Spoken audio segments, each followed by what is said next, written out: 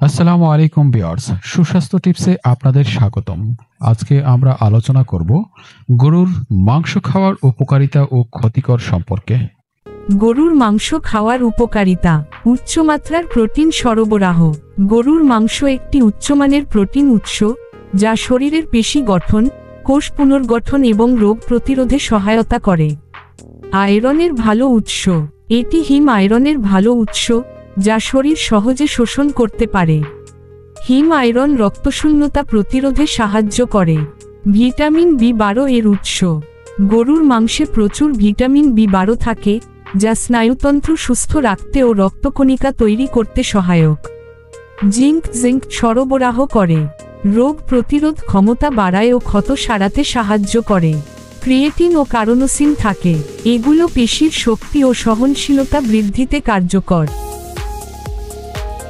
গরুর মাংসের ক্ষতিকর দিক। চর্বি ও কোলেস্টেরল বেশি। অতিরিক্ত গরুর মাংস, বিশেষ করে চর্বিযুক্ত অংশ, খাওয়া হৃদরোগ, উচ্চ রক্তচাপ ও কোলেস্টেরল বৃদ্ধির ঝুঁকি বাড়ায়। পাকস্থলীর জন্য ভারী। অতিরিক্ত খেলে হজমে সমস্যা, গ্যাস্ট্রিক ও অ্যাসিডিটি হতে পারে। রেড মিট ও ক্যান্সারের ঝুঁকি। গবেষণায় দেখা গেছে, দীর্ঘমেয়াদে প্রচুর রেড মিট, যেমন গরুর মাংস, খাওয়ার সঙ্গে কোলন ক্যান্সারের ঝুঁকি কিছুটা বাড়তে পারে। প্রসেসড বিফ, যেমন সসেজ, সালামি, এগুলোর মধ্যে সংরক্ষণকারী রাসায়নিক থাকে, যা স্বাস্থ্যের জন্য আরও ক্ষতিকর হতে পারে। স্বাস্থ্যকরভাবে গরুর মাংস খাওয়ার টিপস। পরিমাণে খাওয়া। সপ্তাহে 2-3 বার ছোট পরিমাণে খাওয়া নিরাপদ। চর্বি ফেলে দিন, চর্বিযুক্ত অংশ বাদ দিন বা ফ্যাটমুক্ত মাংস ব্যবহার করুন। গ্রিল বা সিদ্ধ করে খাওয়া ভালো, ভাজার বদলে গ্রিল, সিদ্ধ বা ভাপে রান্না করলে তেল কম লাগে।